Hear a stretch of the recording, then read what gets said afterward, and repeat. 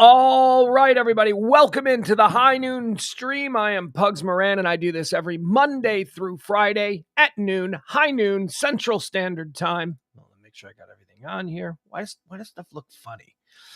Stuff looks funny. High noon, what do we do here? Well, we talk about all the things that are happening in the world. If it's trending, if it's a hot topic, if it's a headline, if it's a current event, if it's something people at work are buzzing about, hell, if it's something you overheard in line at Starbucks. We'll talk about it. We give it to you in nice little bite-sized portions. We don't spend too much time on any single subject. We like to move on. It's rip and read, folks. It's here's what's trending. Here's why it's trending. Here's my hot take on this. And now we'll move on to the next subject. We don't get bogged down in any divisive politics. We don't spend much time in the culture war pool, but we do tell you everything that people are talking about today. Show airs every Monday through Friday at this time. So join us. Make it. It really is appointment viewing. If I do say so myself. We do a second stream. That comes on at 9 p.m. That's right. So if you can't get enough of this, we give you more. 9 p.m. That's Pillow Talk. It's Pugs and Parker. It's myself and James Parker. It's more conversational. I bring some topics. He brings some topics. We trade back and forth for an hour. It's a nice little casual conversation. I hope you'll enjoy it. A little bit different than this. This I like to call utilitarian. This is something you need. This is like a utility in your life. You need to know what's happening. So this show must go on. That one, the 9 o'clock show, I adore the 9 o'clock show, but it's far more conversational, far more laid back. All right, without further ado, let's get started here. I did it again. Is this going to be a thing now? If you were listening yesterday or watching yesterday, I pointed out how I said, without further ado, like twice in 3 minutes. I don't know. I used the same, and it's such a not so great phrase for me. I just don't like it. You know what else I don't like? While we're on the subject of things I don't like this. This whole Senator Fetterman thing I got going on here. I don't know. I feel a little, I don't like this hoodie look. I would have changed it, and I can't get a good lay on the hood with I can't, anyway, it's a mess. I'm distracted by a number of things. Here's how the show works. We start out by telling you everything you need to know about this particular day in history. We run through the events that occurred on this day in history. We tell you why they're significant to the way we are today, and we move on to the next one. Then we celebrate some birthdays. People born on this day. Some people who maybe they've made some positive contributions. Maybe they haven't. At any rate, these are notable people who were born on this day, and we discuss that. Then we move on to the deaths. We mourn a few passings. We talk about the people who died on this day. So we cover the history of the day, the birthdays of the day, and then the deaths of the day. And then and only then, when I feel that we are all up to speed on what this day has historically meant to humanity, then we can move on to discuss the actual events of this particular day. So, without further ado, look at me doing it again. Let's get started. It's high noon, the 17th day of November, the 11th month, year of our Lord 2022, Wednesday, November 17th. Did I say the 11th? Yeah, it's the 11th month. Okay. November 17th, folks, is the 321st day of the year. There are 44 days remaining until the end of the year. You know, I like that. I like the numbers aspects of that. Like, you can think, it's why I do it. It's why I always say how many years and how many days into the year we are and how many days left. I don't know. It's fun. But I was thinking about this last night. There's all kinds of things that I could do like, whose astrological sign is today. Yeah, there's all kinds of things. Anyway, I don't know. Always thinking on how to make this a little bit more interesting. Jazz it up, because it really is just a template. The show is just a template. It runs the same way. I mean, you could probably set your clock to it. You know that if it's 12:45 that I'm probably just about to start the topics. You know that if it's 1:30 or 1:40 that I'm pretty much out of gas at that point and just working on fumes. All right, so let's get started. So let's cover the history of this particular day. On this day in 887, yeah, we're going all the way back. And for no other reason than, did you know there was an emperor named Charles the Fat? Charles the Fat. On this day, Emperor Charles the Fat is deposed by the Frankish magnates in an assembly at Frankfurt, leading his nephew, Arnulf of Carinthia, to declare himself king of the East Frankish kingdom in late November. We never learned about that in school. No, I just like Charles the Fat. They had names back then.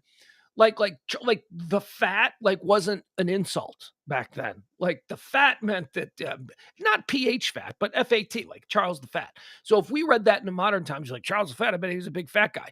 Maybe not. Maybe he was just very generous, or he lived a very good life. That's what that. Ivan the Terrible. Like Ivan the Terrible was not terrible. Ivan the Terrible was actually beloved by his people. He's considered quite a good Tsar of Russia. But Ivan the Terrible meant something else back then. I don't know. Anyway, let's see. What else do we have? On this day in 1858, happy birthday, city of Denver, Colorado. That's right. On this day in 1858, city of Denver is founded. I like Denver. Got no complaints about Denver. Denver's beautiful. Denver's manageable. Denver is like one of those, it's equal parts, because it's got a downtown, it's got like an urban vibe to it at place, but then also it's got like mountains, and it's got really, really cool suburbs. Everything's slanted because it's all sort of on an incline because of the mountains and stuff. I don't know. I like Denver. Denver's cool. Happy birthday, Denver. On this day in 1863, the American Civil War, the siege of Knoxville begins. Confederate forces led by General James Longstreet placed Knoxville, Tennessee under siege. All right, that happened. On this day in 1894, H.H. Holmes, one of the first modern serial killers, is arrested in Boston, Massachusetts. Now, H.H. Holmes, Devil in the White City, that's the book? You guys probably read that book. No, you didn't read it. We don't read books. We all know somebody who read that book. I'll say it that way. Devil in the White City. Devil in the White City is a story, very creepy. It's a true story. H.H. Holmes, he was, if you like this kind of stuff, you probably know who he is, but he doesn't really get the play that like the modern serial killers get. But he built this castle on the south side of Chicago on Garfield Boulevard, and it coincided with the World's Fair that was happening in Chicago back in like the I don't know. When was it? Like 1880? I don't know when it was. The World's Fair. And he would rent out rooms to people. And he was a torture guy. Oh, H.H. Holmes was scary as hell, man. He had hidden rooms. He buried people in the walls. I mean, he played all the hits, all the serial killer hits, all of like the crazy things that you hear about modern serial. It was all him wrapped into one. He was a torture artist. He was like a doctor. He was a pharmacist. He would drug people and then make them do stuff. He buried people alive. People even say that he ate people. Oh, I mean, he was crazy. And on this day, they caught him in Boston. H.H. Holmes, arrested in Boston, Massachusetts, on this day in 1894. On this day in 1947, American scientists John Bardeen and Walter Hauser Brattain, I don't know. They observed the basic principle of the transistor, a key element for the electronics revolution of the 20th century. The transistor! Oh my goodness, did the transistor change everything? Certainly changed radio. Certainly made radio something that was much bigger than it had been before that. Let's see here. Sally says, Sally knows about the H.H. Holmes stuff. Devil in the White City. She says she read the book and she went on the historical tour. All right. I just don't know a lot of people who read books. I don't know that people read books anymore. It seems like, okay, so like girls that I date read books, like, but that's just by happenstance. And it's not like, oh, you're just, morally grandstanding saying you only date smart girls. No, they read like, they read books. They read fun books. They're not reading like, deep philosophical studies and all that. But that seems to be I don't have any guy friends who read books. What are you going to do? I'm going to go in the other room and read. You are? That's weird. I'm going to stay in this room and watch Netflix. Anyway, people do read. A lot more people watch, I think, is what. And I don't understand the great. You have to read the book because it's so much better. No, it's not. But modern technology has allowed us to consume the creation of these great authors or directors or whatever, just simply in a different way. We're still getting the message. We're still seeing. We're just not physically reading and forming the sentences and then imagining it in our heads. It's a different presentation to us. But I don't see all that big of a difference between people who are like, oh, well, I read Moby Dick. Oh, well, I saw the movie. See, I saw the movie. I know the same. No, but I was forced to imagine it all. Yeah, that sucks for you. I didn't have to do that. They had some great director and art direction. They created this whole thing. It was really awesome. It was better than I imagined. Anyway, I don't know. It's not something I want a knife fight over, but it's just something I've always thought. Why is reading something somehow more sophisticated or elegant than just simply watching it or consuming it in a different way? What about that? What? Oh, so blind people who can't read, who listen to books on tape, they're somehow not as important, not as fancy as you book readers? Stop it. That's something I'm surprised that it hasn't taken off more, like books on tape for regular people. Now that podcasting is something that we're all used to doing and going on long trips, that's a thing. Okay, you can read a book, right? I'm surprised. Do people do that? Do people go on long trips and listen to books on tape? Why not? Well, for blind people and drivers, I guess. Those are pretty good. On this day in 1968, viewers of the Raiders-Jets football game in the eastern United States are instead forced to watch NBC's broadcast of Heidi instead of the exciting ending to the game. So this is really famous. The Heidi Bowl game was today in 1968. So it was a game between the Raiders and the Jets. And I don't know the details exactly, but one team was getting their ass kicked. And it was the fourth quarter, and NBC had promised and promoted all week, tonight at 7:00 on NBC.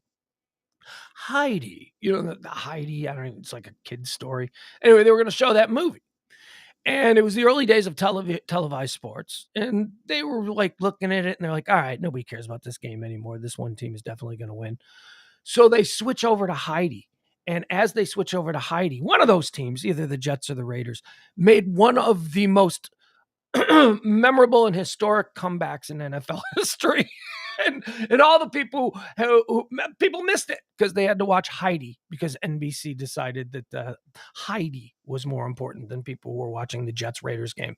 And when was that? So that was the Raiders. So they would have been the Oakland Raiders. That would have been West Coast, East Coast. Those are big audiences. Those were big early NFL audiences. New York City and the Bay Area. And they broke away to show Heidi. I don't know who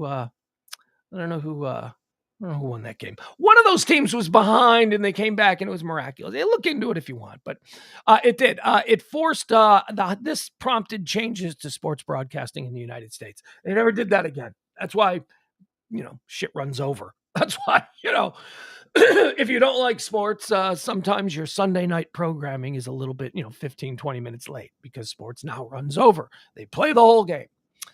Let's see, in 1973 on this day, during the era of what's known now as the Watergate scandal, in Orlando, Florida, United States President Richard Nixon tells 400 Associated Press managing editors, I am not a crook. The famous I am not a crook statement made on this day in 1973.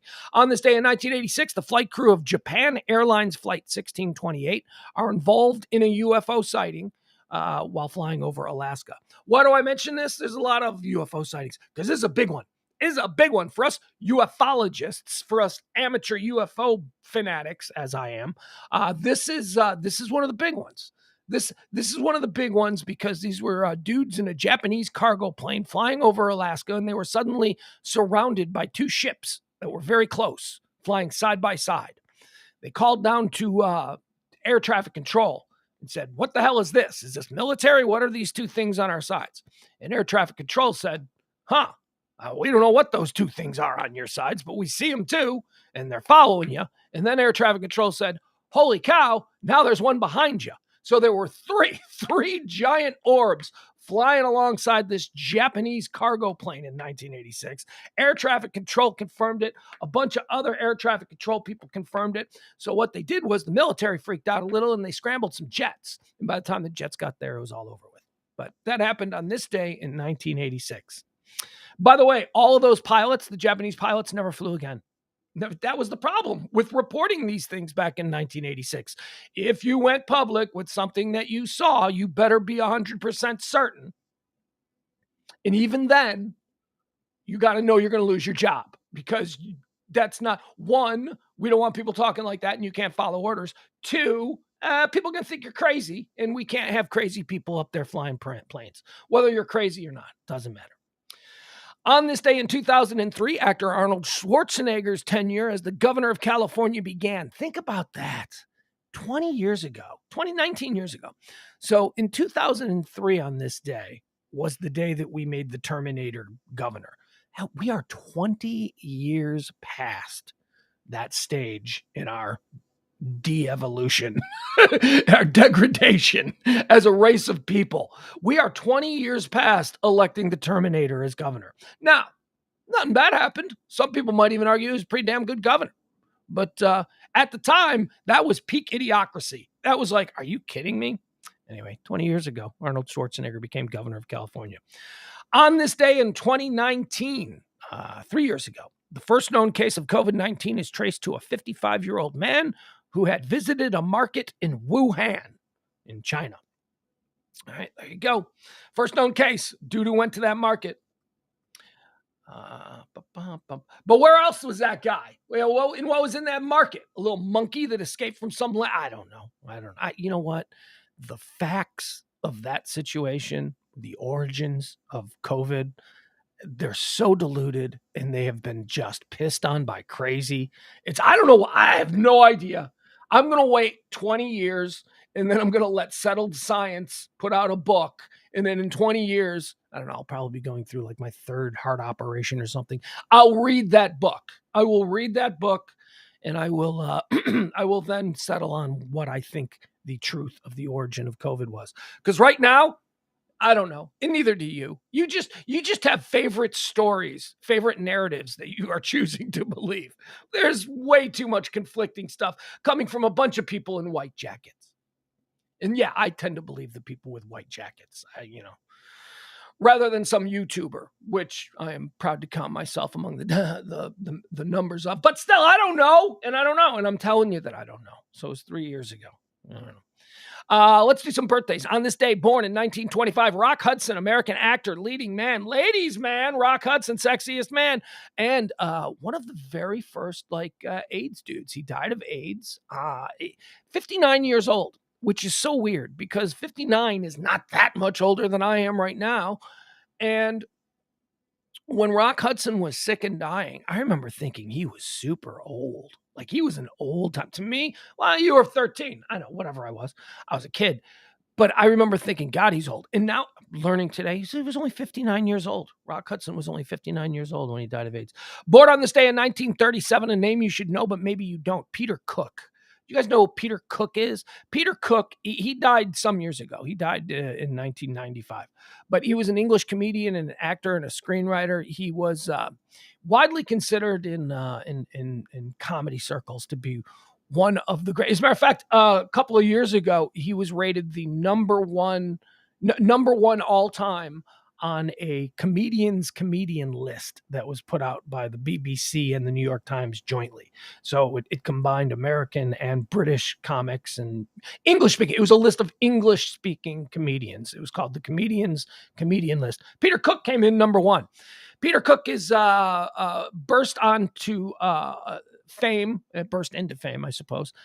It was him and Dudley Moore. Now, you guys probably remember Dudley Moore because of Arthur, but Dudley Moore and Peter Cook were comedy partners in the 1960s. And Dudley Moore went on in the 70s and 80s to have a career in America as well. But Peter Cook was like the guy. He died. Very funny guy. He played a lot of straight roles, so almost like a John Cleese, considered the father of modern British satire. Peter Cook. Born on this day in 1937. Born on this day in 1938, Gordon Lightfoot. We talked about Gordon Lightfoot last week on the anniversary of the wreck of the Edmund Fitzgerald. The legend lives on from the Chippewa and down on the lake that they called Gitchigumi. Happy birthday, Gordon Lightfoot. He had a bunch of hits, though. In that one, I guess that one turned out, I did a little research. Wreck of the Edmund Fitzgerald was a national hit, so people would know it. But it is far more well-known in the Great Lakes states, where it's almost like an anthem of sorts for, being out on the water, which is weird because it's about a shipwreck, and I don't know why. He had a bunch of other hits, though, too. He had, what else did Gordon Lightfoot have? Well, isn't that what we have Spotify for? We don't monetize this show anyway. All right, let's see. What else did Gordon Lightfoot have as we celebrate Gordon Lightfoot's birthday? I can't think of any other hits, but I know he had a bunch. Maybe you people in the chat room can tell me some Gordon Lightfoot hits. He was big in the 70s, man. When I was a little kid, he was there we go. Gordon Lightfoot. Look, you put Gordon. This is how big he is. On Spotify, you put GOR, Gordon Lightfoot comes up first. Okay, here's a Gordon Lightfoot song. All right, here's one of his bigger hits. All right. Yeah, he's Canadian. He's the Canadian cowboy, Gordon Lightfoot. There you go. Byron knows it. Byron's checking in. Sundown. This was a big hit. I can see her lying back in her satin dress in a room where you do what you don't confess. That's a good line. That's a good opening line, you guys. That's a really good opening line. I can see her sitting there in her satin dress in a room where something about you don't confess. I don't know. What was that line? That's a good line, you guys. That's a really good opening line. Go on.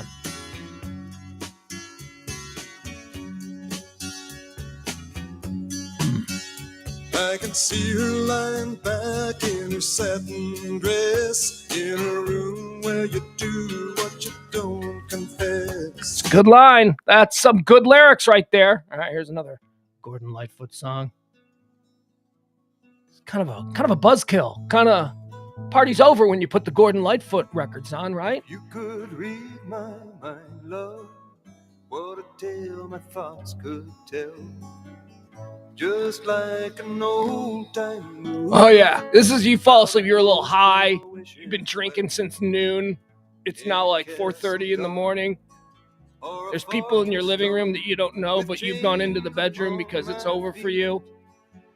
You know that ghost is me. And I will never. All right. Yeah, all right. Here's my favorite Gordon Lightfoot song. All 20 minutes of it. I swear it took longer for the song to play than the actual Edmund Fitzgerald to sink.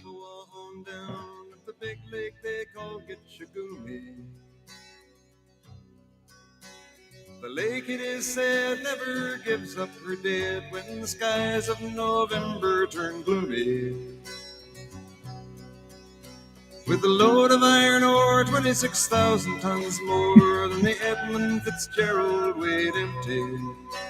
All right, he's giving us the logistics of the boat. Good ship and true was a bone to be chewed when the gales of November came early. All right, now everybody's drunk and they're in the bar and they're singing the Wreck of the Edmund Fitzgerald.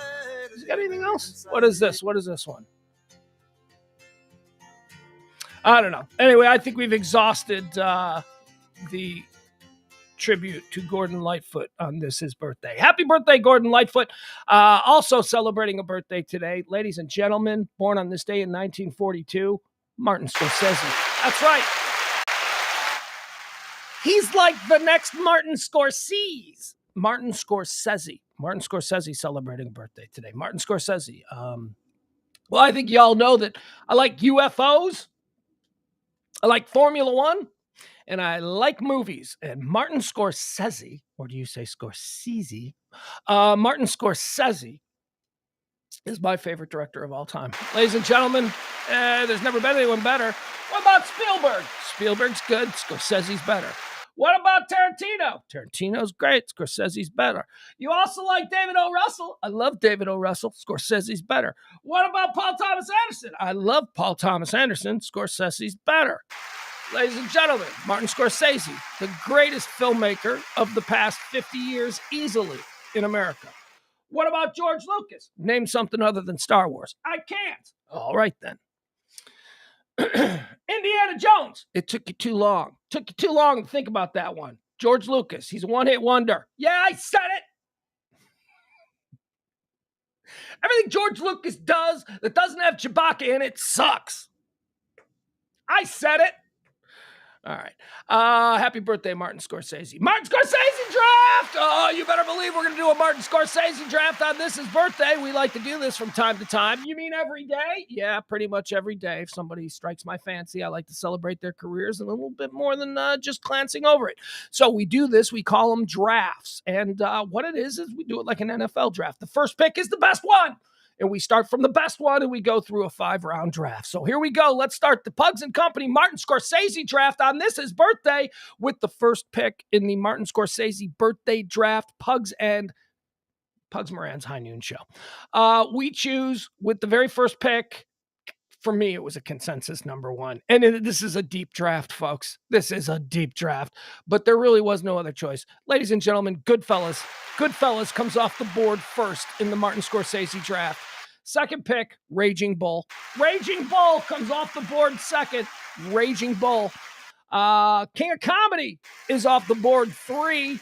Martin Scorsese's King of Comedy off the board 3. Hey, are all these movies going to star Robert De Niro? Probably, because Taxi Driver is number 4. Taxi Driver comes off the board in the Martin Scorsese draft. And the 5th pick, the final draft pick, and this is, let me tell you, picking the 5th one off the board in a Martin Scorsese draft is insane. You guys, I still have Mean Streets out there. I still have Cape Fear, Casino, Gangs of New York, The Wolf of Wall Street, The Departed. What is going to be the 5th pick off the board? Number 1 was Goodfellas. Number 2 was Raging Bull. Number 3 was King of Comedy. Number 4 is Taxi Driver. Number 5 is The Wolf of Wall Street. That's right. The Wolf of Wall Street comes off the board.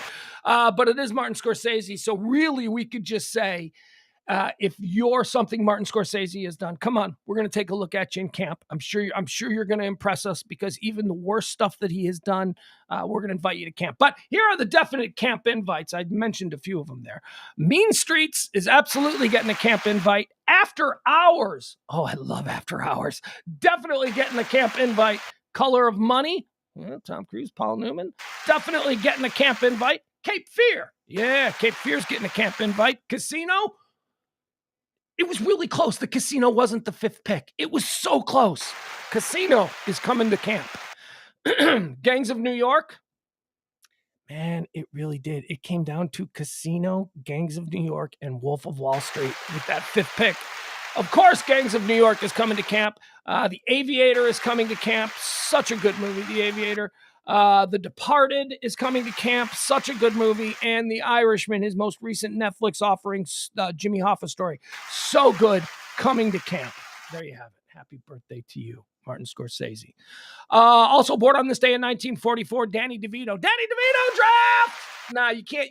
You could do a Danny DeVito draft. You could go with Martini from One Flew Over the Cuckoo's Nest. You could go with some Louis De Palma from Taxi. But let's be honest. We could go his character in War of the Roses, maybe his character from Romancing the Stone. There's all kinds of stuff that we can do with a Danny DeVito draft, but let's not kid ourselves because Frank from It's Always Sunny in Philadelphia is his greatest role. And what we should do is we should do a draft of Frank's greatest moments.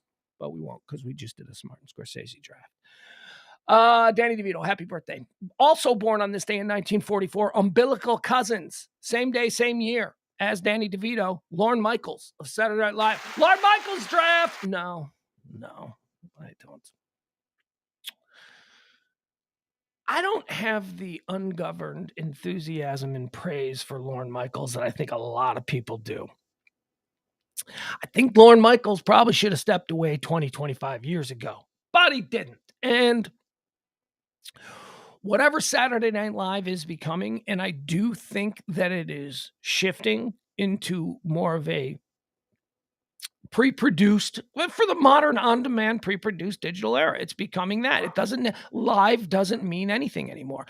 And I think that it's change that we're seeing is coming at the expense of Lorne Michaels kicking and screaming. You see what I mean? Like, I think they would have been way more advanced as to what Saturday Night Live should. I guess what I'm saying is Saturday Night Live looks old. It looks old. It looks like when Johnny Carson used to do the Tonight Show in the 90s, where it didn't look modern.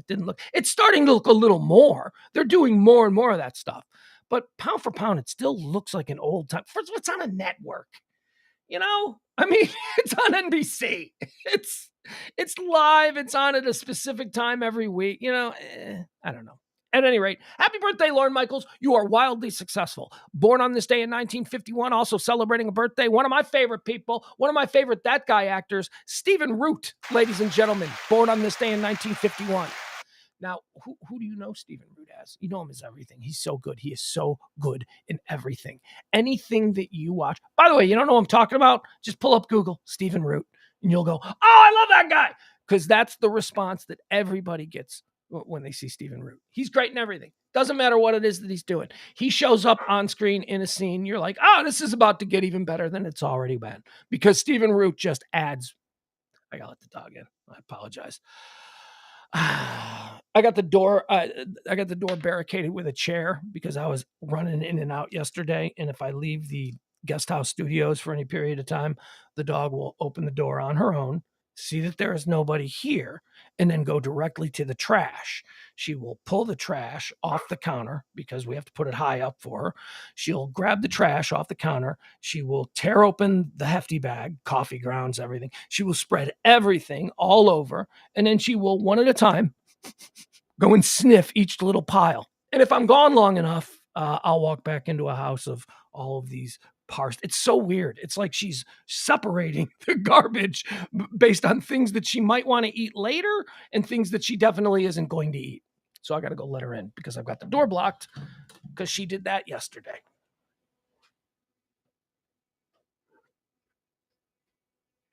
Come on, go lay down. Good girl. Good girl. All right. We still doing birthdays? Good Lord. A lot of birthdays. A lot of people I'm excited about. The length of the list of birthdays every day is entirely dependent upon how much I care about them, if I have anything to say or not. Stephen Root, love that guy. Born on this day in 1958, Mary Elizabeth Mastrantonio. She was Tony Montana's little sister in Scarface. I don't know anything else that she's been in, but man, she was pretty, wasn't she? And is there a more beautiful name in the history of Hollywood than Mary Elizabeth Mastrantonio? That is just, she should be Princess Mary Elizabeth Mastrantonio, right? It should be Duchess, the Grand Duchess, Mary Elizabeth Mastrantonio.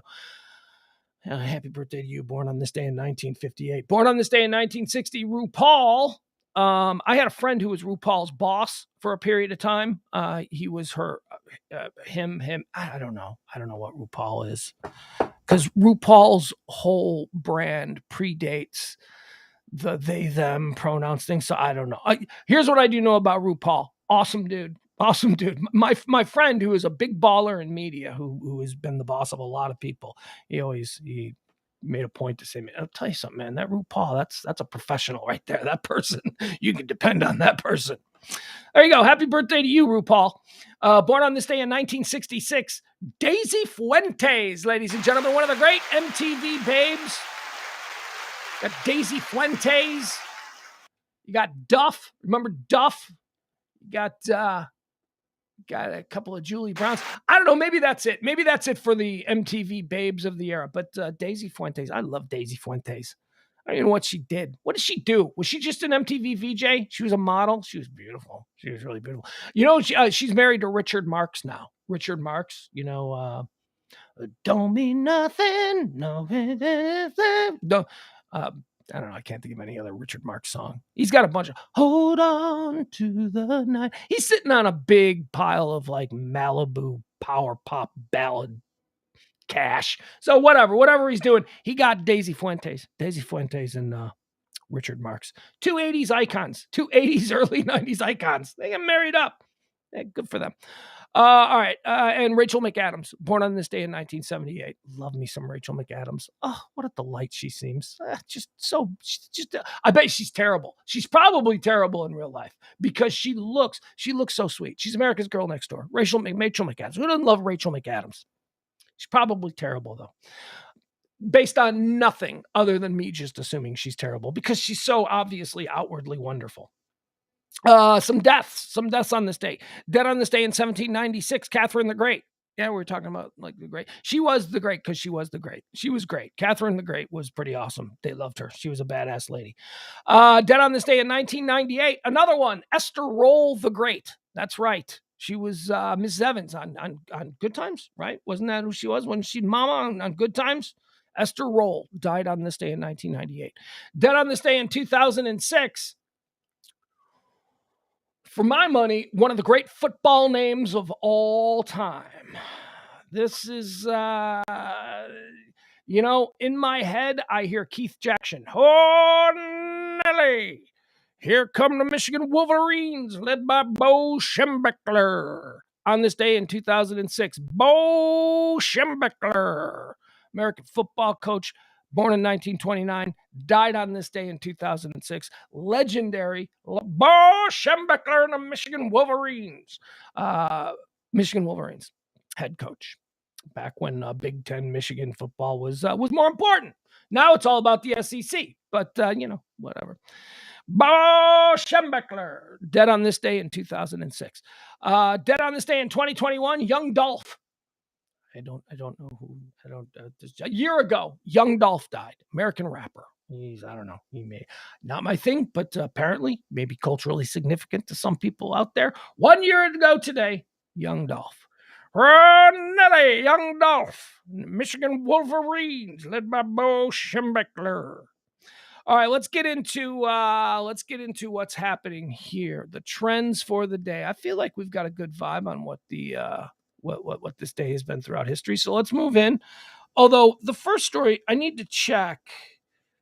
I need to check and see if there's been an update on it because it's a fluid story. Let's see here. Oh, it's Friday. Okay. All right, so Elizabeth Holmes is trending. Elizabeth Holmes, Theranos, she's that weird girl who, like at 19, formed a company that suddenly was worth like $100 billion, and she promised that she could revolutionize home health care with this new invention that was going to allow complete and total blood workups to be done in the home almost instantaneously. And of course, the medical industry was like, well, we've got a lot of boomers getting older and they're all fat with the diabetes and they need constant blood work and all that kind of stuff. And that's one of the great costs in healthcare, that we got to outsource all this stuff, blood work labs. What if you could do it at home? I've got something that can do it at home. We're going to give you all our money. And that's exactly that's the stupid person version of what happened with Theranos. And so she took all these people's money to do something that couldn't be done, and now she's on trial for it. She was convicted last year. She's convicted this year. I think it was in February of like 10 months ago or so she was convicted. And I remember at the time going, they're like, and she'll be sentenced in December, or she'll be sentenced in November of 2022. And I remember thinking, wait a second. So they're going to give her like 10 months. She's just been convicted. She's going to get to spend the whole spring and the whole summer and all this kind of stuff. What? Is that normal? Like somebody, you get convicted, you're going to jail, you're going to be sentenced, but they're going to give you a year off in between. Yeah. There's no question that Elizabeth Holmes will serve time in federal detention. It's a matter of how long that will be. Let's see, and where. According to experts who say the disgraced Theranos founder can expect a lengthy term behind bars at her sentence hearing Friday. So it'll happen tomorrow. Holmes faces up to 20 years in prison after being convicted of 3 felony counts of wire fraud and 1 felony count of conspiracy to commit fraud. Her attorneys are asking that she serve no more than 18 months. Of course, well, you can ask for whatever you want. But there you go. That's why Elizabeth Holmes and Theranos is trending. Joint naval drills. Joint naval drills is trending. So, they had the big G20 summit down there in Indonesia, in that part of the world. And, they want to show off their toys. So, Japan, I didn't even know Japan had a navy. Apparently let them have a couple of boats and some guns. Maybe it's like a canoe and a shotgun, and they call that the Japanese Navy, but whatever. So there were some joint drills that were staged during the G20. It basically just to show China who was there, what they're dealing with. United States, Japanese, Australian, and Canadian warships are currently staging extensive joint drills in Japanese and international waters, the United States Navy said Wednesday.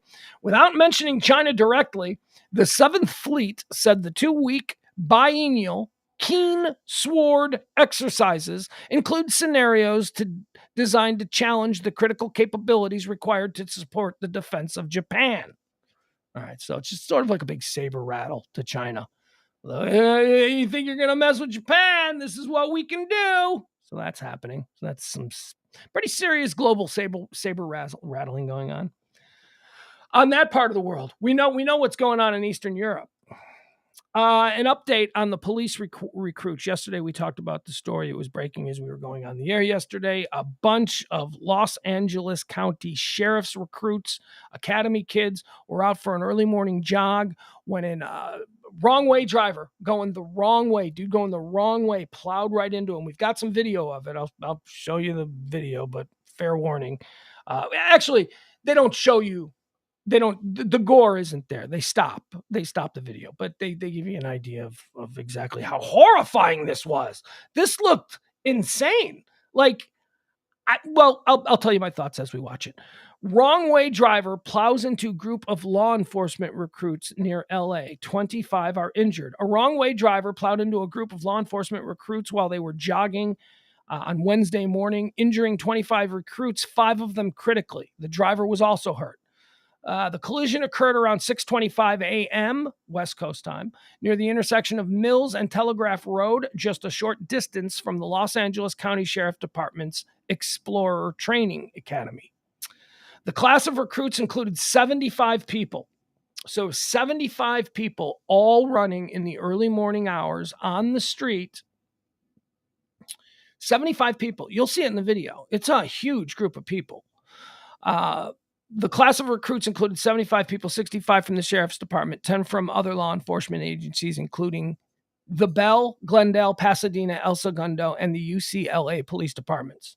Though fire department officials at first said 23 people were injured, 22 of them recruits, Sheriff Alex Villanueva later put the number of injured cadets at 25. Of those 25, 20 were from the LA County Sheriff's Department. 2 were from Bell, 2 were from Glendale, and 1 was from Pasadena. 5 of the recruits were critically injured, 4 moderately injured, and 16 cadets sustained minor injuries. Now, this is where it gets pretty descriptive.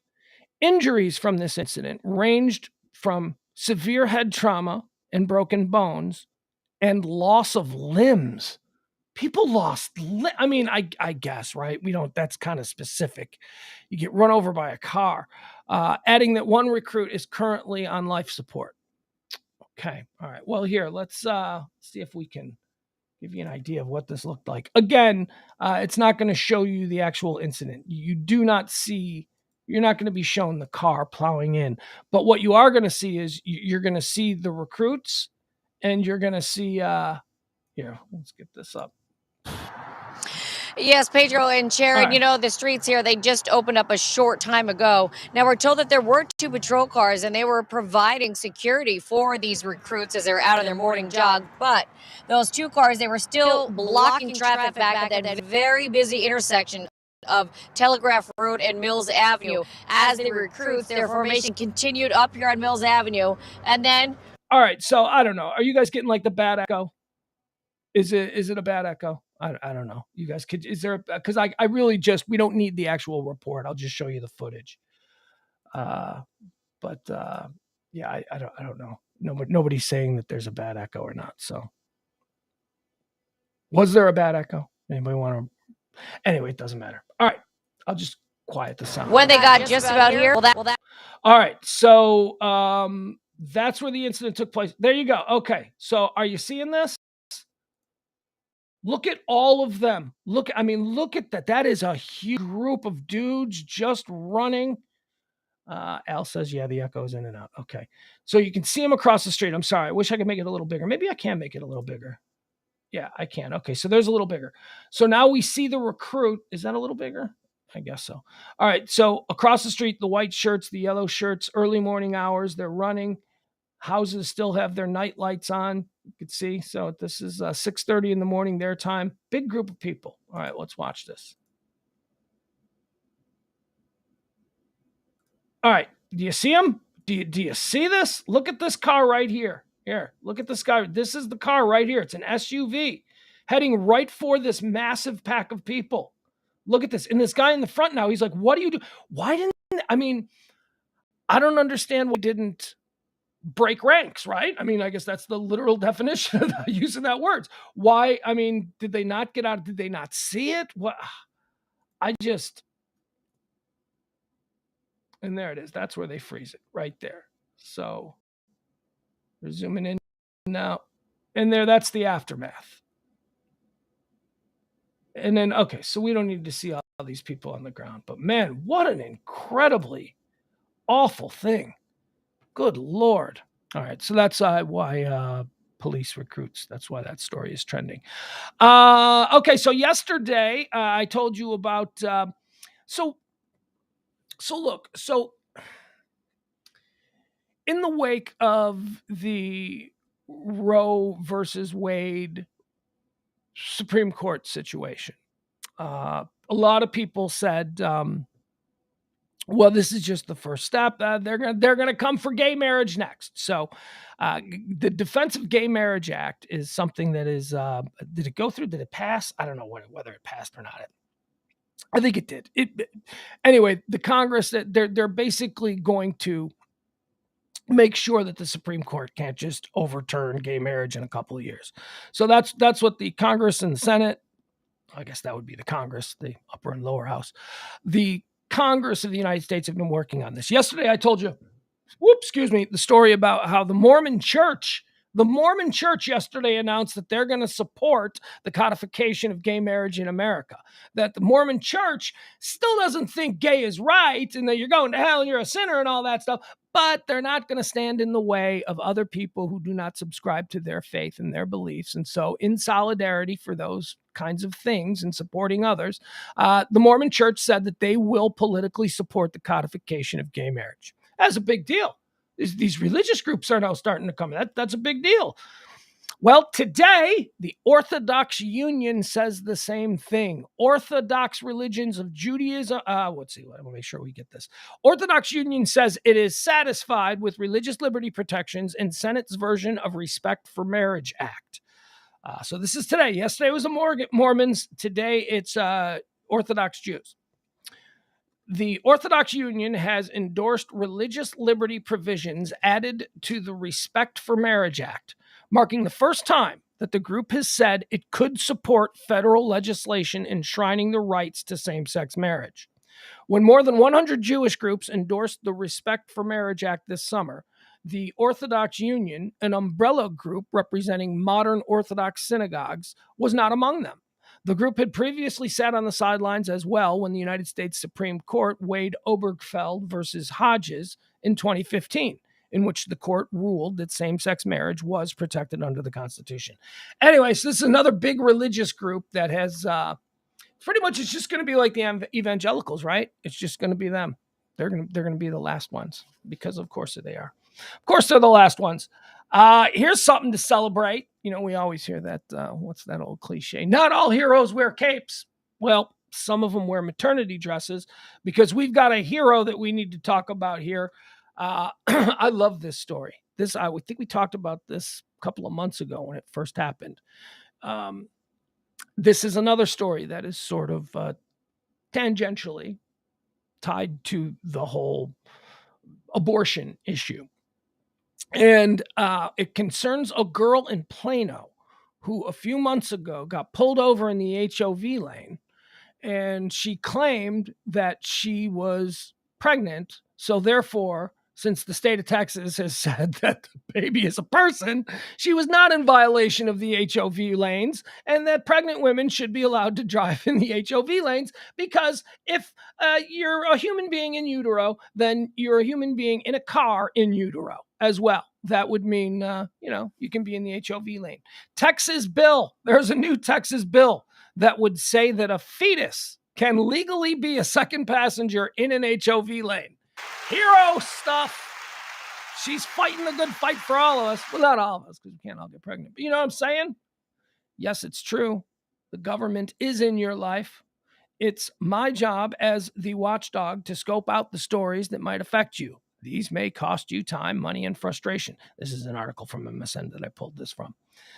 The HOV fetus bill. Remember Brandy Batone of Plano, the pregnant mom who told police that she should not get a ticket for driving solo in the HOV lane. She explained that her fetus, under Texas abortion law, should be considered a second passenger. Her ticket in court was dismissed. Nice! Well done, Mom. Now we have what we'll call the Brandy bill. State Rep Briscoe Kane.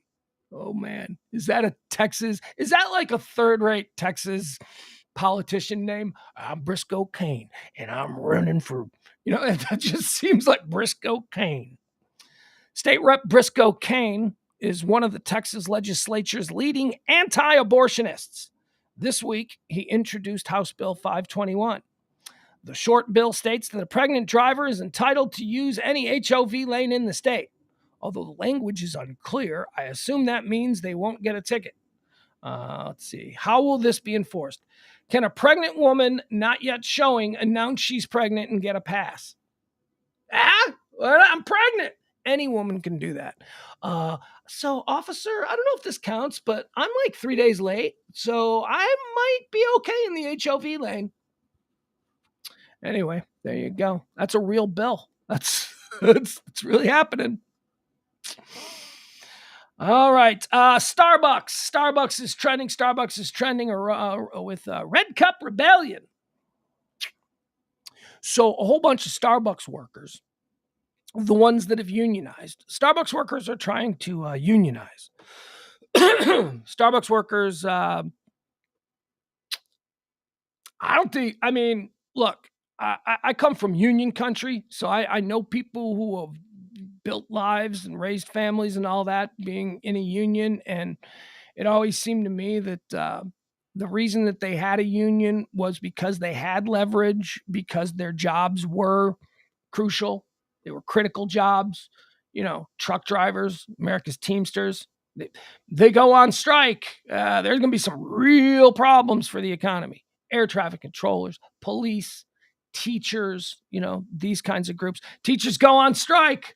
A lot of problems. So I understand how there's a union for them because they have jobs that are important. And if they're unhappy with their jobs and they all decide all at once to not do their jobs, that will have, repercussions for the rest of society. So, okay, I understand you. Starbucks workers, I don't understand why Starbucks workers need a union. I don't get why Starbucks workers is Starbucks workers, or is that a career? The idea with a union is that there are certain industries and certain jobs in this country that the working class or the middle class, the lower middle class, whatever the working class people, blue collar society, rely upon in order to be active participants in the greater society. Right? That's how they put their kids through school. These are jobs that don't require MBAs or anything like that. These are jobs that the working man does. And these kinds of jobs have been the backbone of the growth of America for 200 plus years now.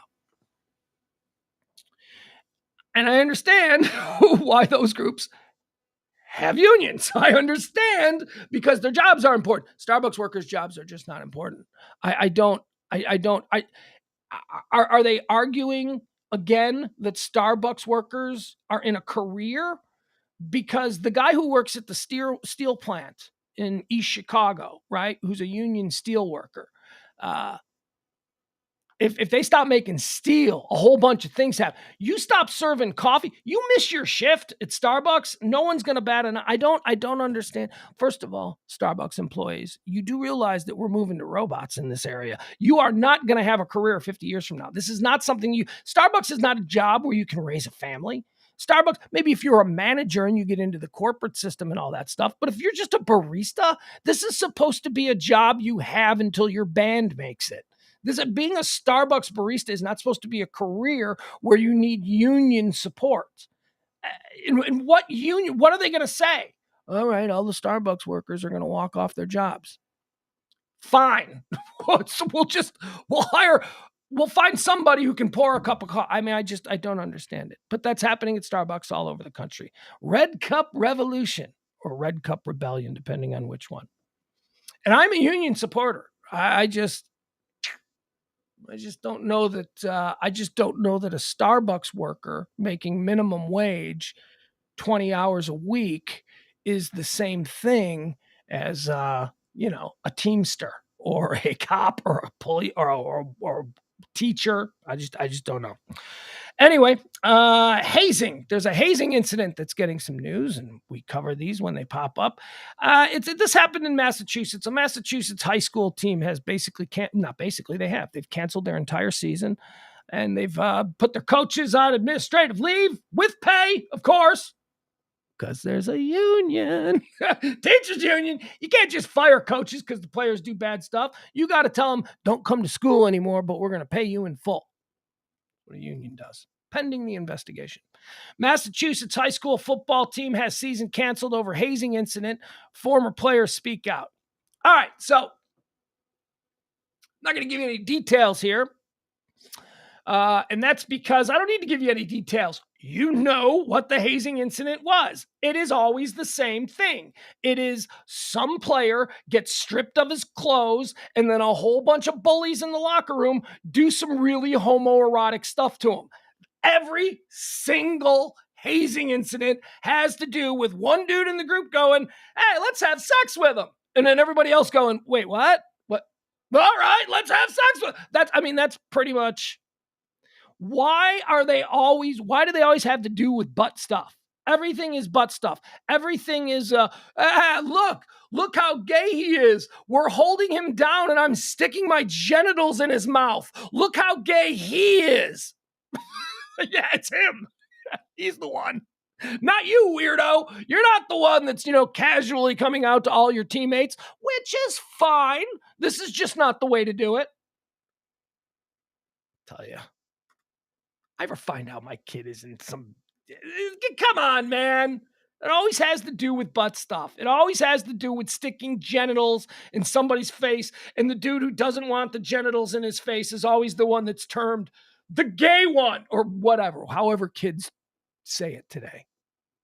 Stupid. It's so weird. It is. It always devolves. Maybe it starts out as pushing or being mean or bullying, but it always devolves into, some dude trying to have sex with his teammate. It's always so weird. Speaking of so weird, R. Kelly's trying to get another trial. He wants a new trial. He wants to reverse the convictions, his most recent convictions that he got on child pornography. R. Kelly files motions for new trial. I mean, he's got money, R. Kelly's got money, and he's probably not getting out of prison until he's like in a walker, So why not? Just keep paying lawyers to just jam up the system. R. Kelly has filed 2 motions in Chicago federal court Tuesday requesting a new trial or reversal of his child pornography and sex abuse convictions. The embattled R&B artist? How about the convicted child predator, R. Kelly? What? That's some... R. Kelly was found guilty in September of 3 counts of child pornography. He was acquitted of a conspiracy to obstruct justice, use... But whatever. All right, let's move on. Who cares? R. Kelly, excuse me. R. Kelly's trying to get out of the child porn stuff. You weirdo. You freak.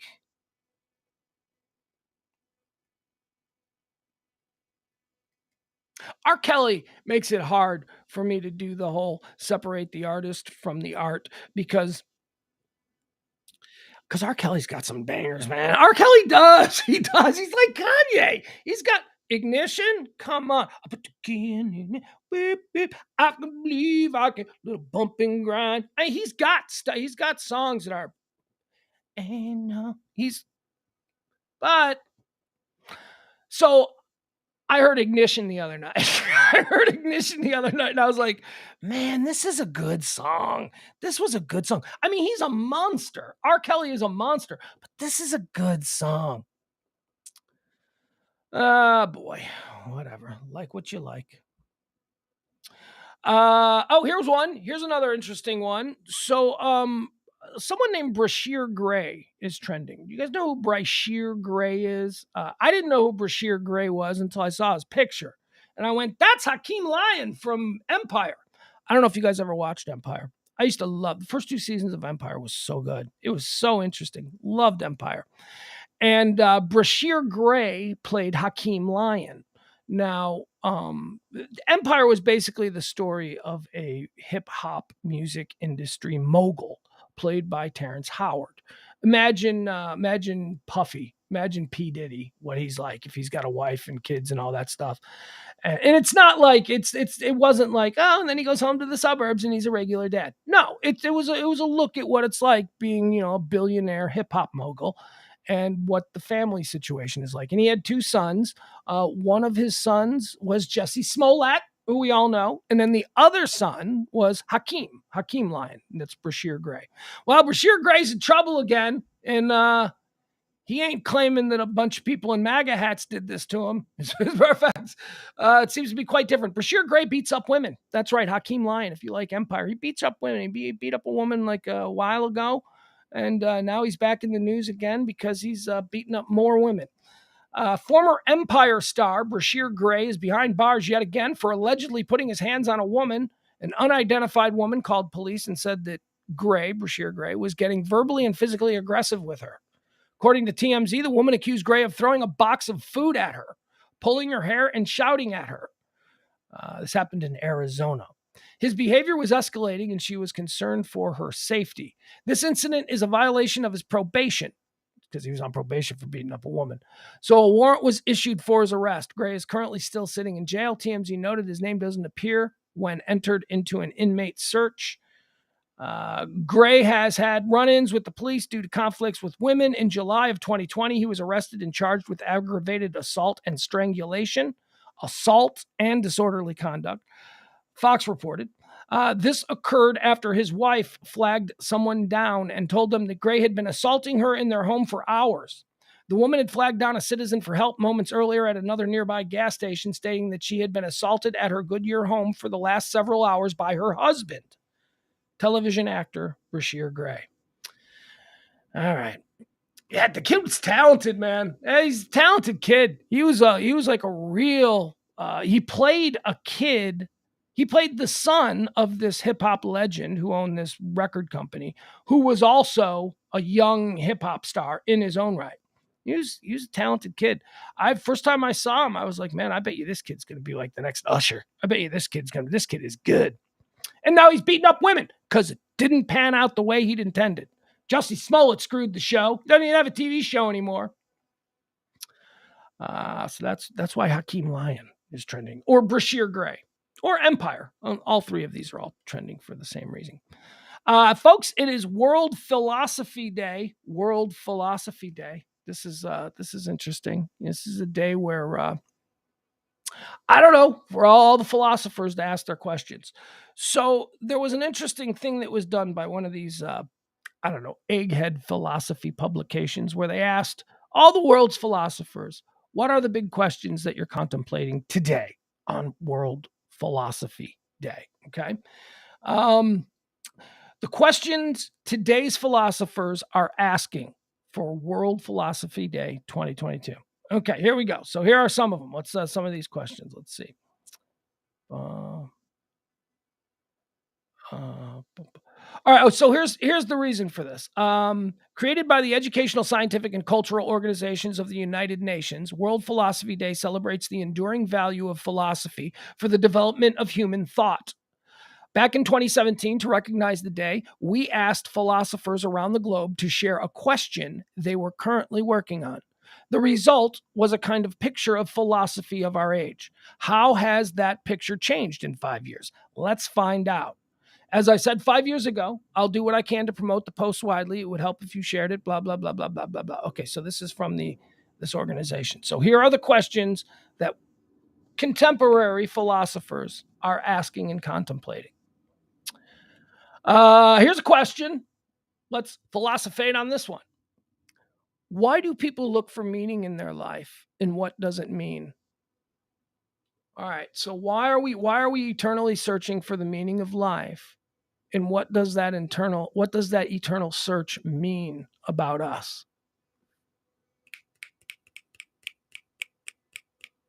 Okay. Another question that was returned, question that the world's philosophers are contemplating today. What should scientific theories do? I don't know. I don't like that one. That's not a great one. How about this one? What are our moral duties, if any, to the dead? Oh, what are our moral duties? What are our obligations to the dead, morally speaking? What do we owe the dead? Woo! Okay. What else do we have here for Daily Philosophy Day? How can political theory effectively engage complexity without reducing it to simplistic axioms about what's right and what's wrong? Woo! Mind blown on that one. All right. So the question this philosopher is working on, how can political theory effectively engage complexity without reducing it to simple axioms about what's right and wrong? Woo! Complicated stuff here on World Philosophy Day. What are the ethical responsibilities of universities to their students? What are the norms of scientific creativity?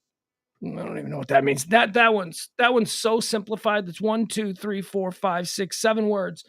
And I don't even know what that means. What are the norms of scientific creativity? Huh? I'm not smart enough for that one. How did the discovery of isotopes unfold? And how did it impact our knowledge of the chemical world? What does this discovery tell us about scientific discovery in general? All right, I don't know what that one's about.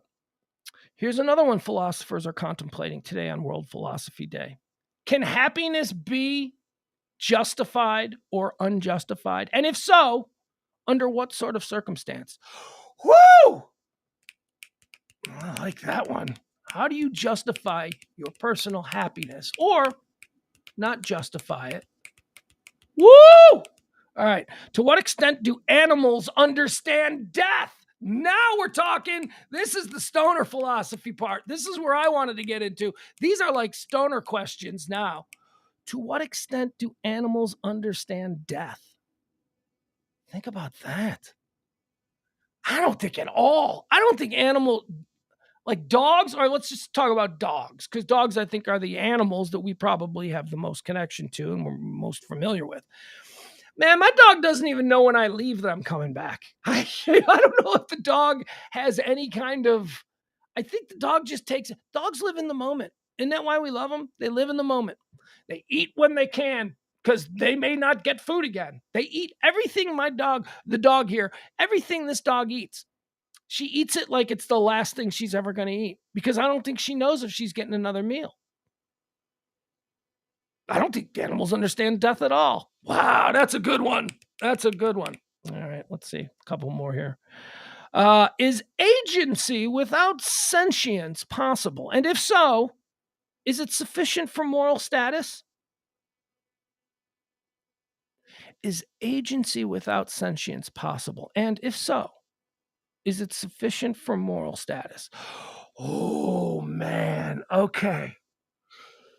Agency without sentience. So we're talking about AI. We're talking about the representation of AI. Will they be afforded agency? And if so, do they also gain moral status with their age? Oh my God! Oh! These are the questions that philosophers are asking today on World Philosophy Day. How does a democracy sustain itself over generations democratically? As the generations change, there is going to be some different. Wow! I like that one too. I like that one. How does the imagination produce knowledge? I don't know. I don't know. There you go. Let's see here. Should we trust science? Does the reward structure of science explain unreliable science? Do the concepts of wisdom, knowledge, and understanding vary across cultures? Are to know that and its standard translation. All right, I'm done. We're getting into like way too smart philosophy people. Philosophating all over the place here. It's International Philosophy Day. These are some of the questions that the world's great philosophers are currently working on. What exactly prevents us from understanding consciousness?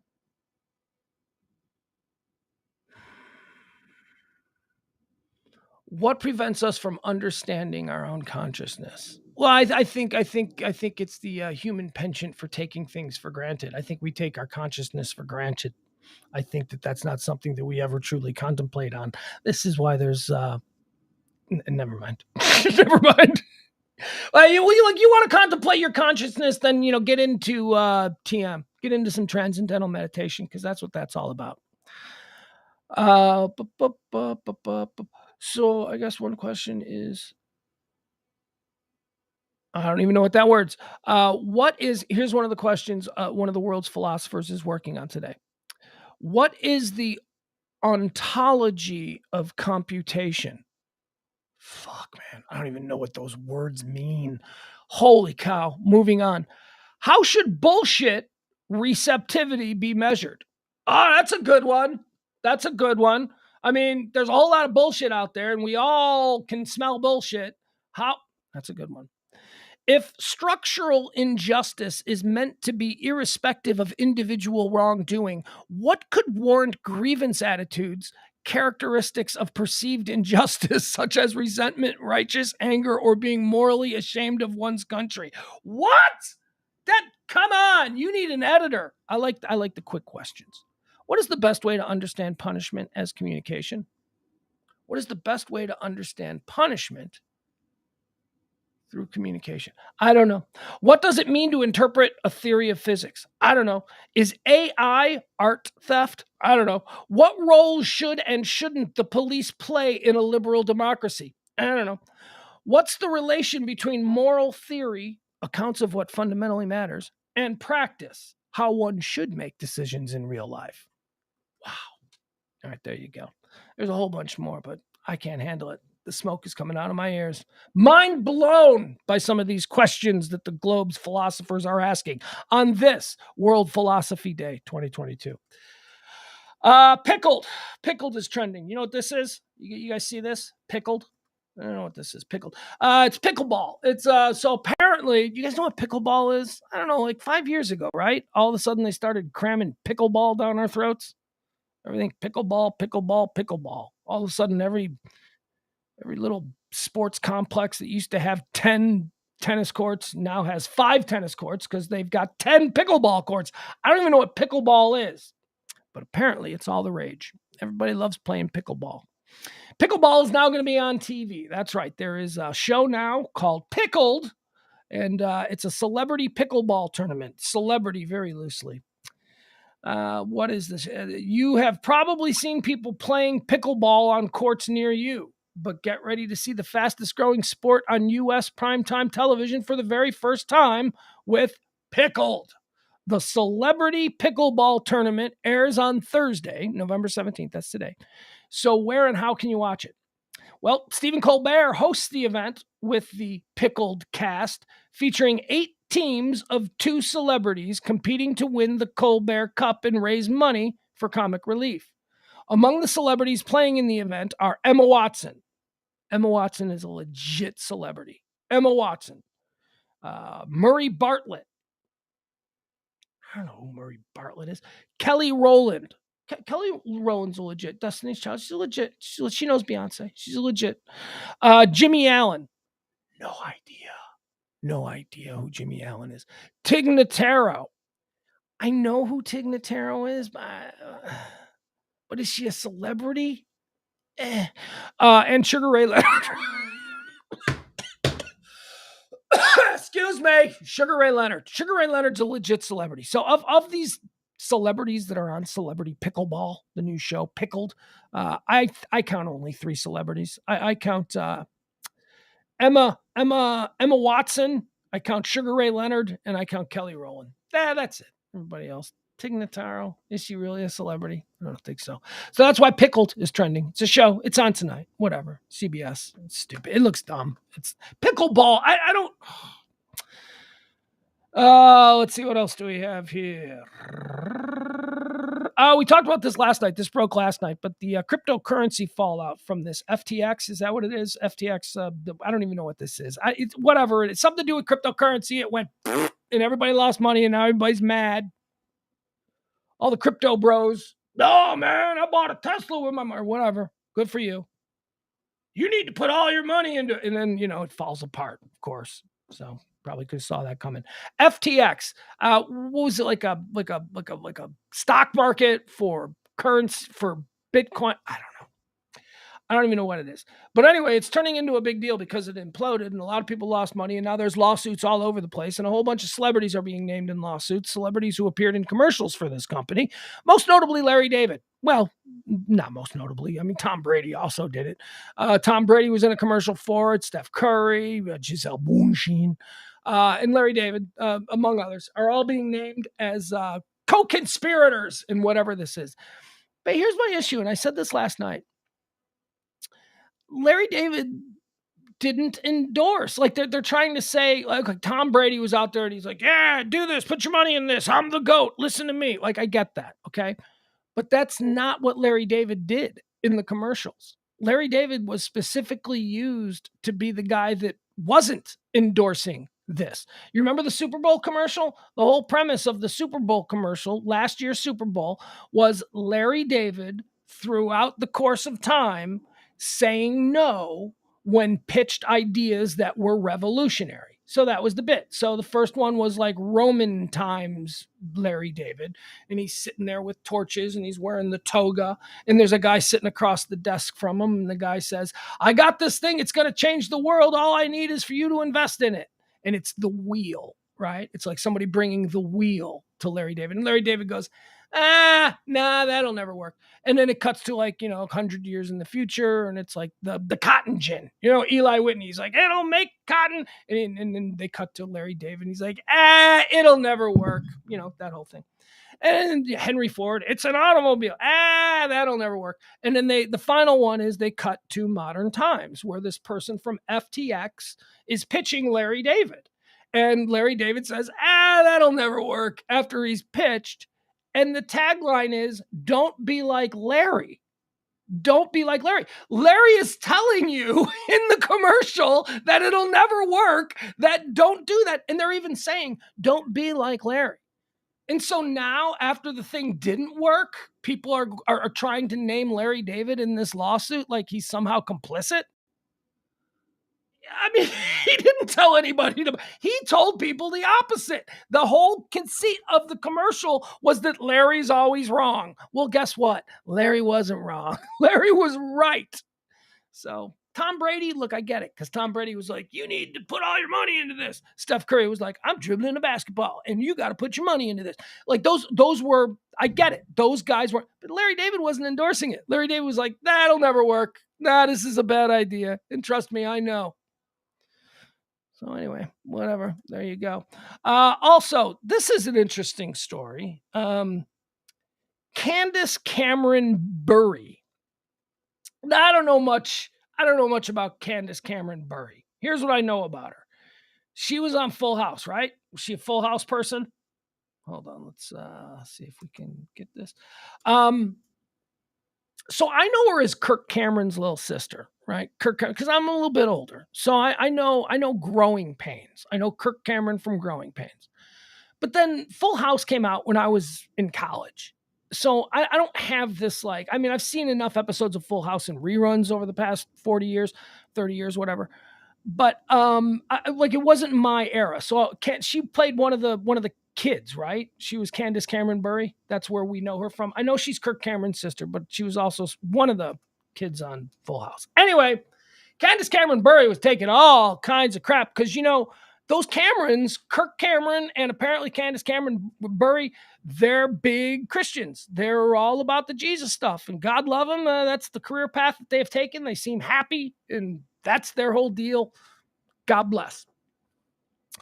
But Candace Cameron Bure is being just destroyed because she has signed on. Well, here's the headline. Candace Cameron Bure pledges Great American Family Network. So there's a new like cable network. That's the Great American Family Network. So it's like Hallmark without all those lefty liberal ideas. You know what I mean? It's like because all the Hallmark movies now have like a gay cousin, or something. It looks modern. They've moderned. So this is like a new kind of American Family channel that's being developed, and apparently it's going to be for real Americans. It's going to be for real Americans who don't have gay cousins. Candace Cameron Bure pledges that Great American Family Network will focus on traditional marriages within shows and movies. All right. Actress Candace Cameron Bure left Hallmark. Oh, look at that. I didn't even know. I was just referencing Hallmark because it seems like that's her lane. Feels like. Actress Candace Cameron Bure left Hallmark for a new gig with Great American Family. But the company's choice to only focus on traditional marriages is raising some eyebrows. Bure, who now serves as the network's chief creative officer. Okay. Boy, that's really? What has she done to this? Well, hey, look, don't judge. Whatever. Apparently people know who she is. People younger than me know she is. Bure, who now serves as the network's chief creative officer, told the Wall Street Journal earlier this week that the company's goal was to highlight Christian values and promote faith programming. She says, quote here, "My heart wants to tell stories that have more meaning and purpose and depth behind them. I knew that the people behind Great American Family were Christians that loved the Lord and wanted to promote faith programming and good family entertainment," she told the paper. Bure even cited a change in leadership within Hallmark Channel as another reason she decided to leave after being with the company for many years. How's that work? What do you mean you're with the company? So Hallmark Channel just has a roster of actresses and actors that are signed to them, and then they create these sort of plug and play family holiday movies and stuff it's almost like the old Hollywood studio system, it sounds like. Oh, who'd be good for this? Cameron Bure or whatever. I don't know. According to Variety, the change in career direction seems to coincide with the upcoming release of a new Hallmark movie set to feature the studio's first same-sex couple. That's it. So I told you, Hallmark got all lefty. Hallmark's showing gay cousins now, and people don't like that. The comments stirred some controversy and even resulted in One Tree Hill actress Hillary Burton branding Bure as a bigot. I don't know who Hillary Burton Morgan is either, but apparently One Tree Hill was a show. Another show I didn't watch, but they're fighting. She says, bigot! I don't remember Jesus liking hypocrites like candy, but sure, make your money, honey. You ride that prejudice wave all the way to the bank. All right, so here's what I say about this. And let's be perfectly clear. I ain't watching no American Family Network bullshit, ever. That ain't something I'm ever going to watch. Trying to think of a situation where I could find myself. Maybe I'm in an old folks home. I don't know. Maybe I've got a job singing to old folks. And, there's a movie on and I take a break and I start watching an American Family Network with some 90-year-old that I've befriended. Maybe. I don't know. Short of that, I don't imagine I'm ever going to watch anything on the American Family Network. I also don't imagine I'm ever going to watch anything on Hallmark. And how do I come to that decision? Because Hallmark's been around for 40 years and I ain't never watched nothing on Hallmark yet. So understanding that, and also understanding that there are 1,000 channels that I never come near, right? That I don't ever have anything to do with. Why the hell can't she make her little straight family movies? Why do people have to? If this is her life, right? If this is who she is and what she believes, and she wants to be involved in these traditional Doris Day, Jimmy Stewart kind of things that used to exist in Hollywood, and there's a channel that is occupying what's on that channel now? News from Poland, right? I mean, there's so many channels. We don't even know what they're. Why do we even care? Let these people look. It's okay to think they're a bigot. You know it's not okay? To call them a bigot. It's not okay to call them a bigot because now you're an asshole. See? You call them, well, you're a bigot. And then they could say, well, you're an asshole. And guess what? They're right. And you might be right too. However, you think these things, we need to just stop. You're a bigot.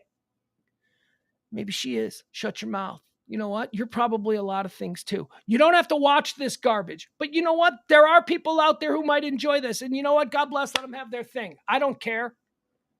Nobody watching the American Family Network for the latest Cameron, what's her name? Candace Cameron Bure film. Nobody watching that has any kind of legislative power. What are we worried about? Let these people have their stupid little shit. Nobody's going to watch this channel. Nobody watches Hallmark. I mean, look, I know people watch Hallmark, but nobody watches Hallmark. You know what I mean? Hallmark's just an also ran.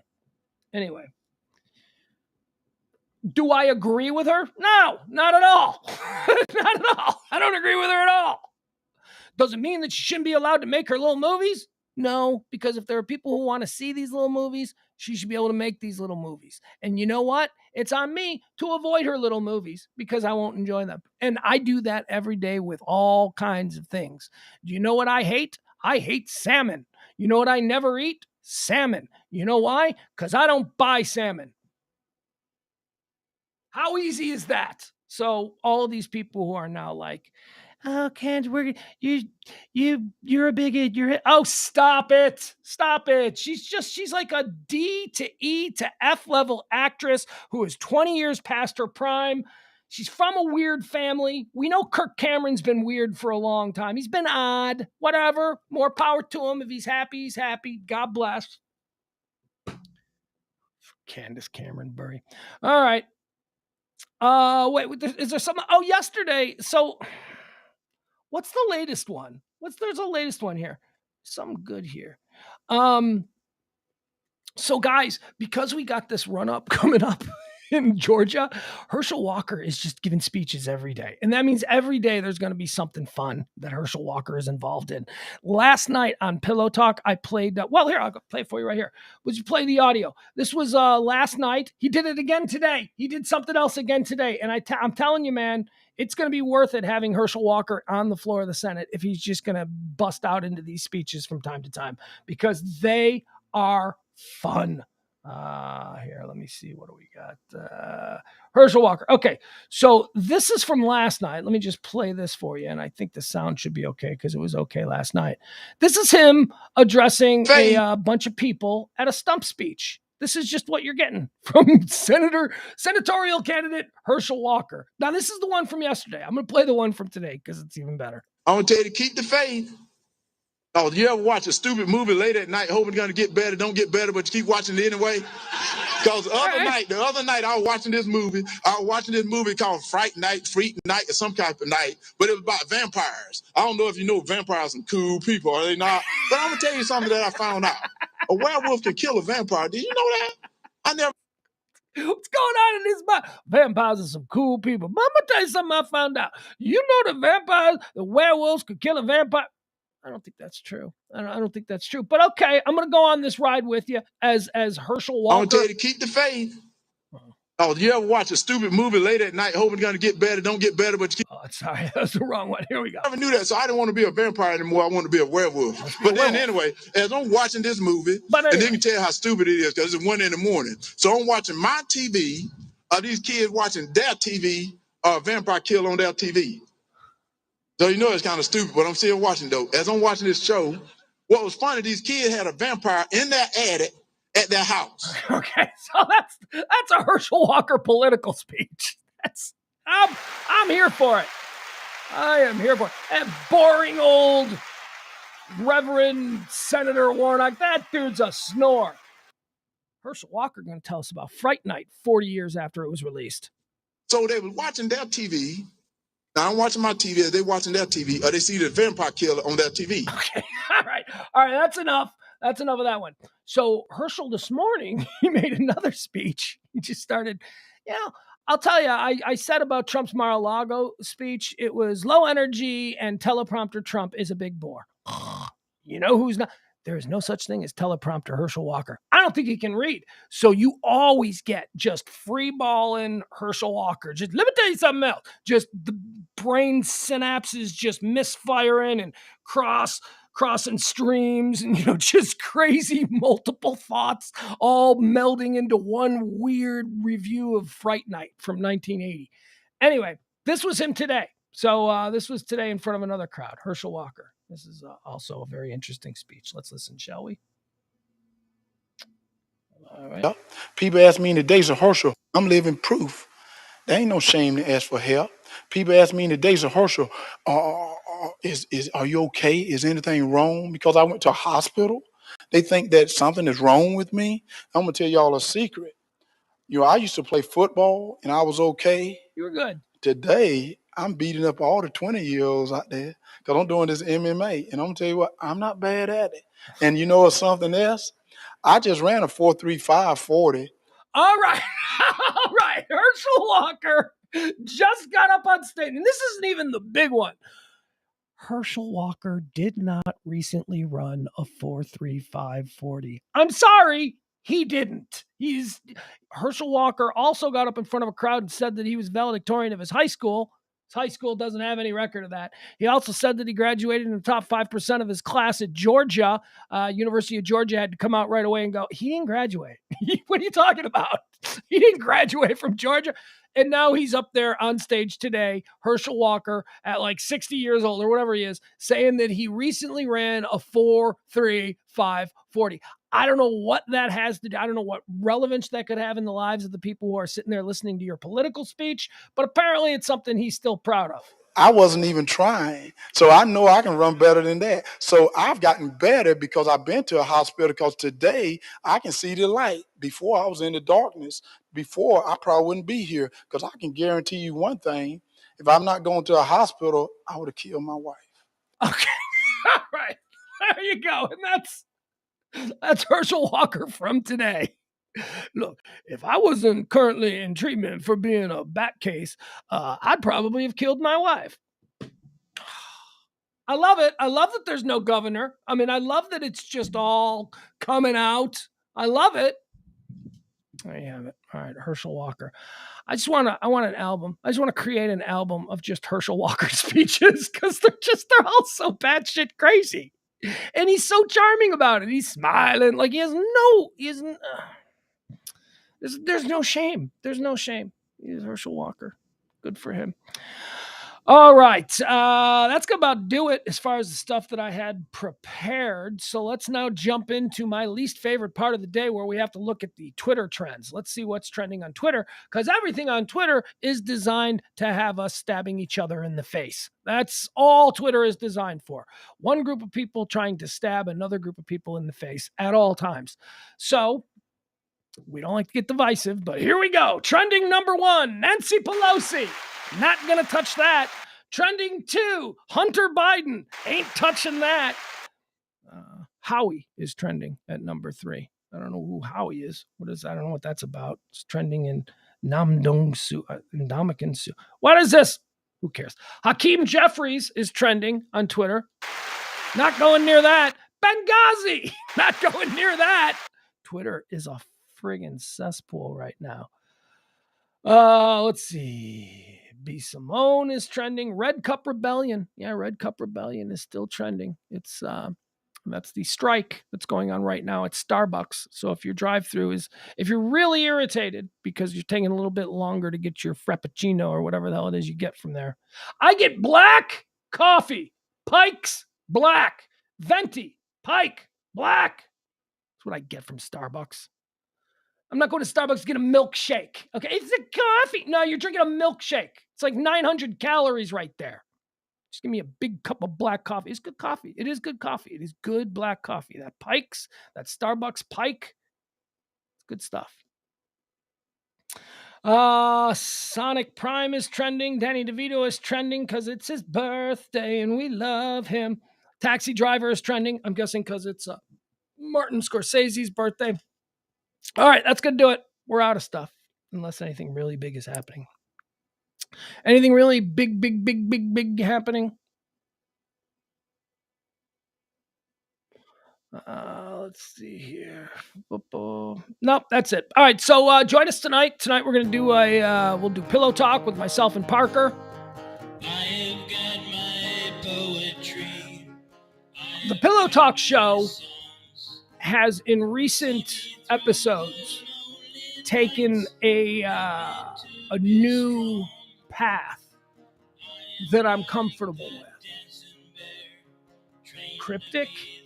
Not really, but that's all I'll say on the subject. I like what we made some changes. We got rid of the monologue. Dude, what'd you get rid of the monologue? Because I don't know. I think that what we're doing on Pillow Talk now, where I come prepared with like 3 or 4 stories, and he comes prepared with 3 or 4 stories, and then we just go back and forth, back and forth, back and forth. I think that's actually been sounding better. What am I doing? Who cares? All right, thank you, Al. Thank you, Jeff. Thank you, Frank. Thank you, Adam. Where would all the ladies go to? I'm going through the chat room here. I'm not seeing any ladies. Leslie's here. Stevie Ray. Frank. All right. Oh my God, you guys. I have so much to do today. It's already 1:40. Okay. What's the weather like outside? Is it cold? From the comfort nest. I gotta go to Kroger. I got no food. Thinking about going on a taco salad diet. That's when I have a taste for taco salad, and I'm gonna buy so much ingredients for taco salad that I have it for the next week, so that's all I eat. That's what I call a taco salad diet. It's just lettuce, corn chips. I don't even use meat. Lettuce, corn chips, bunch of different peppers, tomatoes, salsa, sour cream. It's delicious. It's delicious. It's a delicious taco salad. Although now that I say that, I want some ground beef in it. Maybe for the beginning. Get some ground beef. Trying to cut down on the red meat. Trying. I haven't had red meat. I had steak like a couple of months ago when Ed was in town. Before that, the last time I had steak was the previous time that Ed was in town. A lot of chicken, but no salmon. Don't like salmon. All right, bye everybody. See you tonight, 9 o'clock. Pugs and Parker, Pillow Talk on the Radio Misfits podcast platform.